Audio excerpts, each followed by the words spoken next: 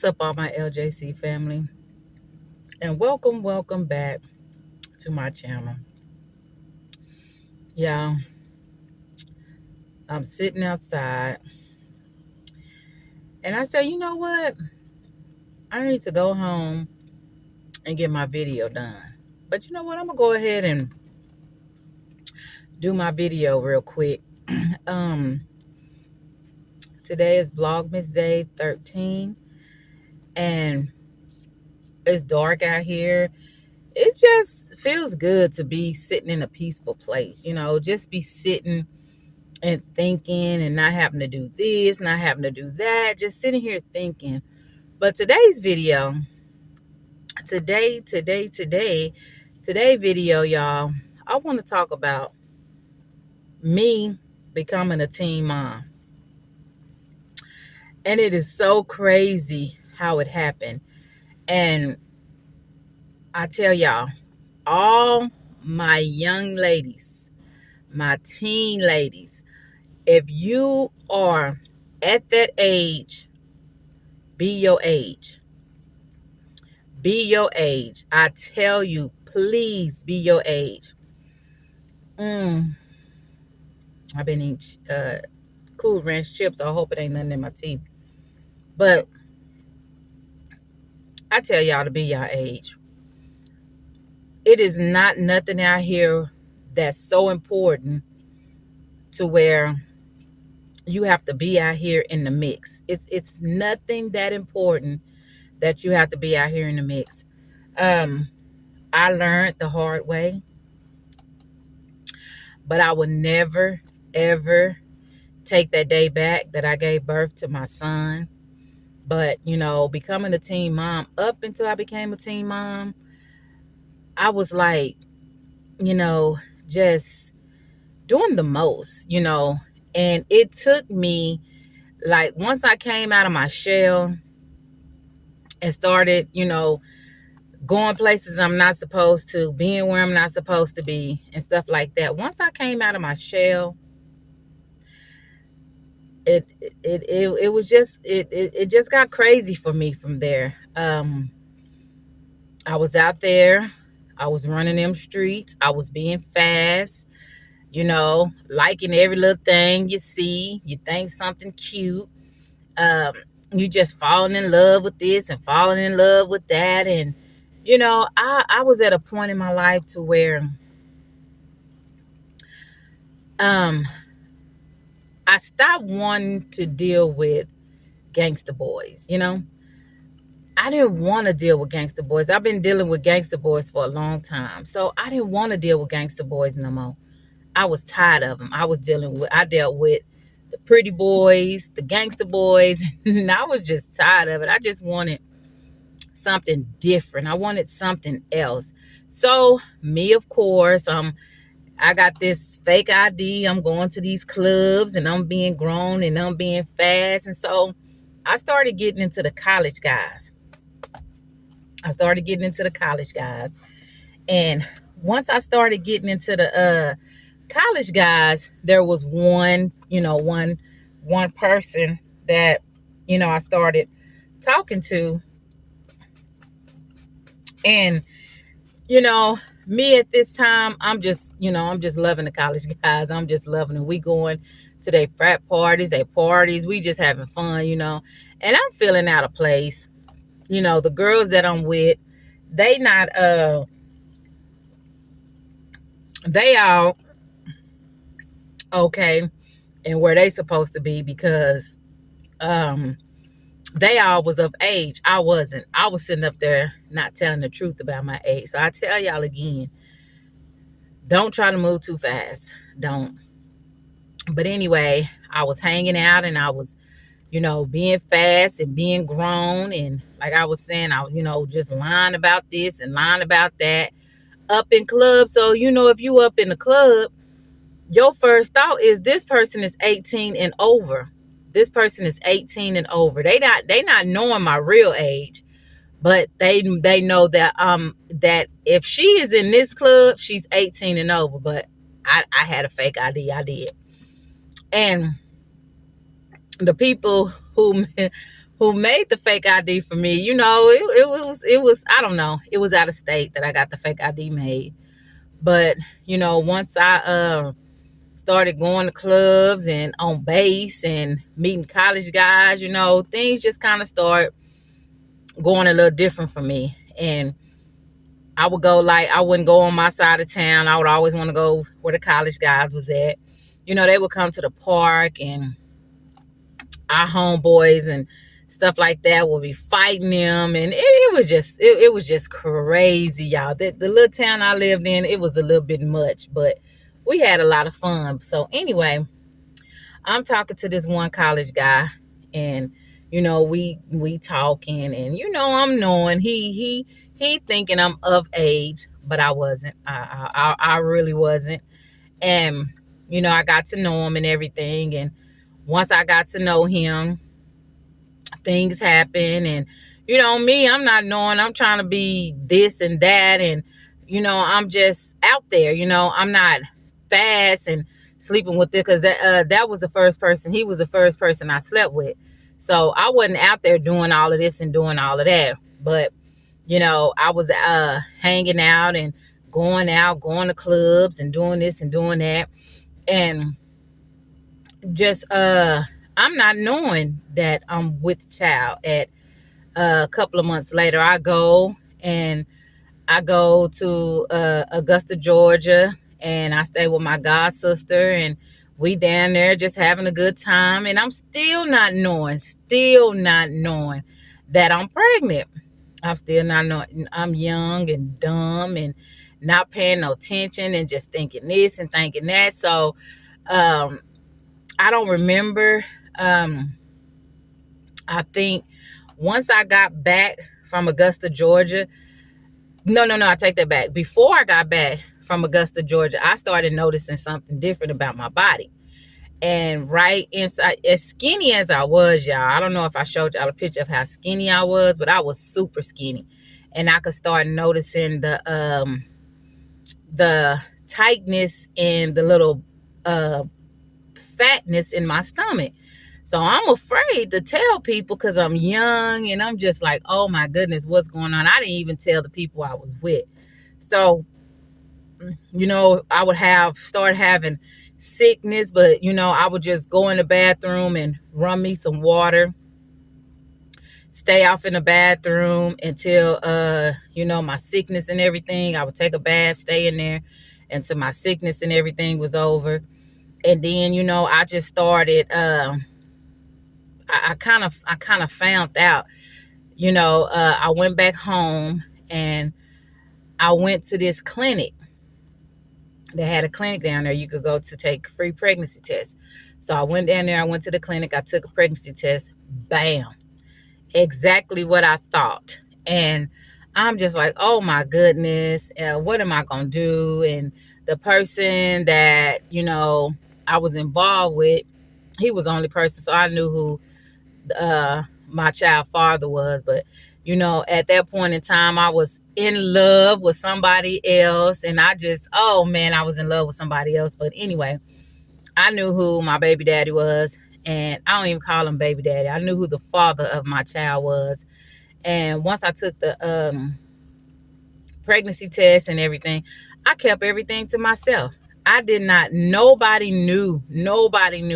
Everyone kept assuming this and assuming that, but nobody knew I was pregnant. I wore big clothes, sweats. We had a friend, and he had so many clothes, and we started wearing baggy clothes and started going to get his clothes, dressing in big clothes, so nobody knew. So my family didn't know. My family didn't know. Nobody knew I was pregnant. And so I'm just living my life. I'm at my granny house. I got my prenatal vitamins and I got everything I needed. I would go home, take my pills, take a bath. Man, my granny knew. I didn't tell her, but she knew something wasn't right. She knew what was going on with me. Not something wasn't right. She knew something was going on with me. She knew it was a difference in me. And I was coming out the bathroom one day. I had took me a bath, and she told me. She said, "You're pregnant." And I said, why you say that? She said, because you are. And I don't know how she know, but she knew. And I didn't deny it, you know. But everybody else, I was so skinny. I just had a little bitty budge. I was sucking my stomach. I did everything so people wouldn't think that I was pregnant. I wasn't eating. I wasn't hardly doing nothing. I wasn't starving my baby, but I wasn't eating because I didn't want to get big. Every time I go to the doctor would tell me, I need to gain weight. You need to gain weight. And I'm just like, okay. That's all I kept telling him every time. My doctor, I'll never forget my doctor. Y'all know I don't drop names, but I want to. But I would never forget my doctor. He's my doctor for all of my kids. And, he just kept telling me, you need to eat. You need to gain weight. The baby is little. We weighed in on the baby. You this amount of months. And the baby is little. So I'm just like, oh, man. So, I made sure that I would eat. But every time I got around people and I wanted to go in, I just had to push back. And I know some of my friends knew. They probably knew it. But nobody never confronted me about it. And at the time, I just did what I did. And I think when I got back to Texas, he was gone. He left. He went back to his hometown. He left college and went back to his hometown. So, like I said, nobody knew. Nobody knew nothing was going on with me. And I started dating. Probably like 3 months later, I started dating somebody else. And, we were just cool friends kicking it. I knew I was pregnant, so I wasn't finna do nothing with nobody. Absolutely nobody. Now, I did know that. And, my granny said, Donna, you're not supposed to be doing this and you're not supposed to be doing that before marriage, and it's not right, and your body, and you destroying your temp. My granny used to just go in on me all the time. And I'd be like, I understand. And like I said, I started talking to someone, and we never got sexually involved with each other. We never did anything. We talked for a very long time, but we never got like to that point. And like I said, I wasn't gonna do nothing with nobody because I knew my situation. And I just felt bad the age that I am. I'm pregnant. And then after I got like 6 months. Nobody still didn't know I was pregnant. 6, 7 months, 8 months. Nobody still didn't know I was pregnant. And I started seeing all these other people coming up pregnant within my age. Some might have been 1 or 2 years older than me. Some might have been the same age as me. But I started seeing all these people, and I'm like, dang. Seemed like when I got pregnant, everybody in this town then got pregnant. So, I was one night we had this fair come to our town every year, West Texas Fair and Rodeo. So we all wanted to go to the fair, and I'm just like, cool, because that's where everybody go. That's the thing to do. Everybody want to go to the fair. So we going to the fair, and me, y'all, like I said, nobody knew I was pregnant. I'm out there. Oh, excuse me, that was nasty. I'm out there eating turkey legs, riding rides, walking. And it was a group of us. We had our walk to the fair. But I'm telling you, I'm on these rides. I'm on that wall. I'm on that ride where you get stuck to the wall and it shoots you up. I'm on roller coasters. I'm on a big ride that's like a chair and it go up. I'm on all these rides, y'all. And I'm literally like, I think I was 9 months pregnant. I was 9 months pregnant because I remember 3 days before that, if I'm not mistaken, I had just had a doctor visit, and my doctor was, he was really upset with me because he told me I was too fatigued. I was going to be getting ready to deliver, and if my son came out, weighing a certain amount of pounds, he gonna have to stay in the hospital and all this other kind of stuff. He was just basically telling me, throughout your whole pregnancy, you have been this same size. You have been this same size throughout your whole pregnancy. You might have gained a couple of pounds, and every other month you come back, you the same size you was when you first came.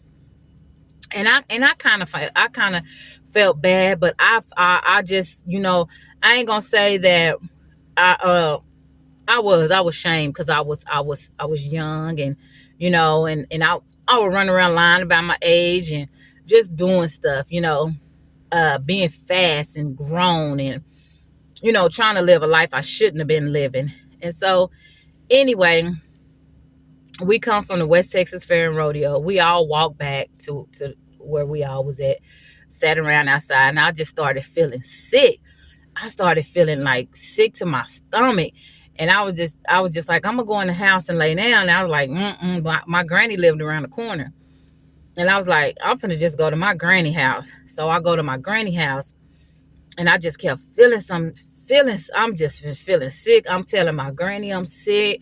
And then all of a sudden, my stomach started hurting. And I started crying, and I was calling my granny, and I didn't know what to do. And she told me, she said, you in labor. So she called my brother, and she told my brother I needed to go to the hospital. My brother didn't know I was pregnant, so he was just like, huh? She finna have a baby? He was just as shocked. He was just as shocked as everybody else was. So she like, you need to get over here now. She's finna go to she's in labor. My brother didn't believe him. So my stomach hurt. I'm in pain. I'm not knowing what to do. I'm like, oh my goodness, I'm going crazy. I'm hurting. These labor pains is getting worse. You know what I'm saying? I'm young. My body going through this. I didn't know how to handle that. But I sat up there. I waited on my brother. I waited. And I just kept telling my granny, is there anything I could take for the cramps? Because that's what they was to me, cramps. And she was just like, nope, this is something you're going to have to go through. So I made it. My brother finally came, and he was like, why you ain't tell nobody? Anyway, ain't nobody know you was pregnant. Nobody did know. And so once we get to the hospital, I don't know if you go through I can't remember. It's been so long ago. But they send me upstairs, and when I go upstairs, I could feel the head. I could feel something getting like, okay, when you getting ready to have a baby and they telling you to push, and you pushing, and you can feel that pressure. Well, I could feel the pressure. So as soon as I got up to I think it was the third floor. I got up to the third floor, and the nurse asked me, could I stand up? And I told her I couldn't. I was in so much pain. So she looked down there. She said, you are crowning. So she called my doctor. He was on call that night. She called my doctor. And when she called my doctor, she was just like, I don't think you're going to make it. We might have to deliver the baby. Soon as my doctor came, I think I might have pushed one time, and he came out, and he was 4 pounds, 11 ounces. Or was he 5 pounds, 11 ounces? I get it mixed up because he had a baby that was 4 pounds. I think he was 5'11". He was 5'14". That's what it was. 5'14". Okay, that's what he was. And my doctor, he was just like, you are so lucky. He said, you are so lucky. He came out the right size. And I'm just like, is he going to have to go to the NICU and all this stuff? They said, no, you'll be able to go home in 3 days, because they kept you 3 days. They didn't keep you 24 hours. You stayed in that hospital 3 days. But I think I stayed a little bit over 3 days because I don't remember what. It was something going on. And I think I stayed a little bit over 3 days. But I was calling people, telling them I had a baby. They were like, girl, you ain't had no baby. I was like, yes, I did. I'm in the hospital. And I was telling them who I had a baby by. And they were just like, dang, it was just crazy. But I'm telling you, that's the best thing. Well, anyway, before I start that conversation, when I was getting ready to leave, no, they was telling me about all these other people. This one nurse, she was telling me about all these other people. I'm like, that's my friend. That's my friend. Man, we was having kids.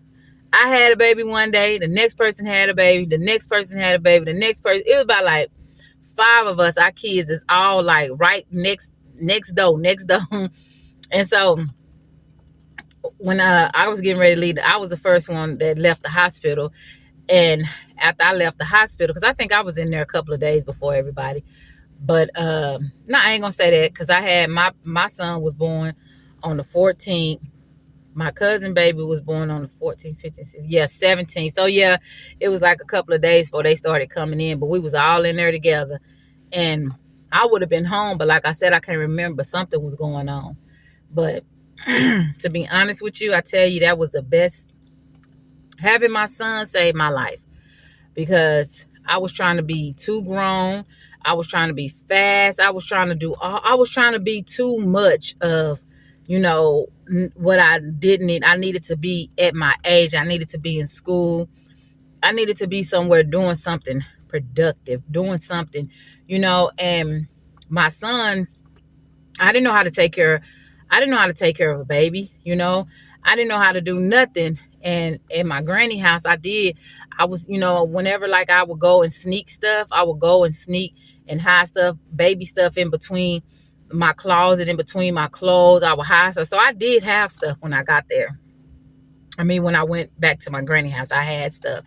So, I had a lot of stuff, because I was, getting money doing this, and just, doing different things. So I had said, you know what, I got to get a job. And my granny told me, no, you don't need to get a job. Not while he's this little. You don't need to let nobody keep him. And I didn't. And I'm telling y'all, when I had him, I got him home. It was just like, it was, everything came so natural. I just knew how to take care of people. Would come over. Y'all, when people would come over and try to hold my son, I would let them. But soon as they left, I would take him in there, take all his clothes off, give him a bath, rub him down with alcohol, make sure I had a sheet and a pillow, because he had his own sheet and pillow. I would lay him on there, have him all washed up. Then here comes somebody else. Oh, we come to see the baby. Can I hold him? Can I hold him? And I let them hold him. Soon as my baby, that boy probably took about 3 or 4 baths a day. Whoever came over and held him, I went right off in there, and I would scrub him right on down, rub him down with alcohol, and lay him on a pillow, because I didn't want, everybody's telling me, if you hold him too much, his body and stuff are hurt and all this other type of stuff. So I started learning and started growing, and I learned a lot from him. He taught me a lot. He taught me how to be a mother. He taught me how to do a lot of different things. And I thank God for him, because he changed my life. I stopped doing a lot of stuff. I stopped clubbing. I stopped doing drinking and smoking. I stopped doing a lot of stuff, because I wanted to be there for my son. I'm young, and then the person that I was talking to, he would come over to my granny house, and we would just sit in the living room, and we would just admire him, just look at him, be like, dang, he's so little. He was so little. And people would come and buy me stuff and bring stuff to the house. And he just really changed me. I started learning how to do so many different things. I started learning how to be more responsible. He made me responsible. He made me to where, I made sure he went to his doctor's appointments. He getting his checkups. I didn't let nobody watch him. I wouldn't let nobody do nothing, because I felt like, this is my child. This is, I have to protect him. So, as he got older, I think he turned 1, and me and his dad had got in contact with each other some kind of way. And his dad sent him a whole bunch of clothes. Everything in that bag was Puma. Puma socks, Puma shirts, Puma shoes, Puma this, Puma that, Puma that. And I remember it like yesterday, and I was just, I was real glad, because, he, even though I didn't tell him at the time, and he didn't know, because, he was gone when I got back. But I didn't tell him. He called me, and I had he called me, but me moving around so much, I'm not at granny house, I'm not at this house, I'm not at that house. And then my other grandmama, she didn't play that. Don't even look her number up and call her, because she wasn't going for it.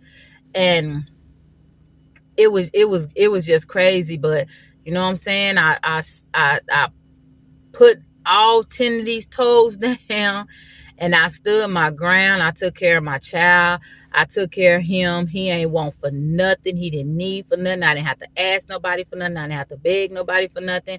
Yes, I was young, but everything I needed, I provided for him. I made sure he had everything he needed. I kept him clean. I like I say, I just couldn't. So many people wanted to hold him all the time, and I was just like, y'all can hold them, but and I hated when I went places, with my friends and stuff, and I didn't have, at first I wasn't doing the right things that I needed to do. But then once I knew I was gonna be going with people and they was gonna be holding him, I was packing. Man, my bag was so heavy, it was heavier than the car seat. It was heavier than the car seat. But I made sure he was clean. I made sure. And then everybody said, "Madonna, quit using them diapers so much, because he'll pee one time and I change the diaper." They be like, "Girl, people gonna go broke trying to buy you Pampers. You better let that boy pee but 2 or 3 times before you change his pamper." But every time he peed, I'm changing his pamper, making sure he got Vaseline, because my granny always told me to make sure I kept Vaseline on them, because when they be wet and those Pampers are soggy, it sticks to their body and stuff. So I made sure he was clean. And it was just crazy. Like my granny was so in love with him. If I went somewhere or something, you make sure you do this. And when I came home, she wanted to hold him and let him just lay on the bed, and we rubbed him down with alcohol, kept him clean. But he grew me into who I am today. As I had other kids, it helped me to be stronger. It helped me to be a better mother. It helped me to be a good mother, because I knew what to do. I knew exactly what to do. I knew how to handle things. And I was the type of person to where, I just became my own person. I didn't need, when I needed to go somewhere, I jump on that bus. If I needed to be somewhere, I jumped on that bus. If I wanted to get up and go here, I didn't call around town asking people for rides or can you do this? I jump up on that bus? I take him to his doctor's appointments. When he started school, I would take him to school, walk him down there to Head Start. He had everything he needed. I mean, he grew me into a woman. He did.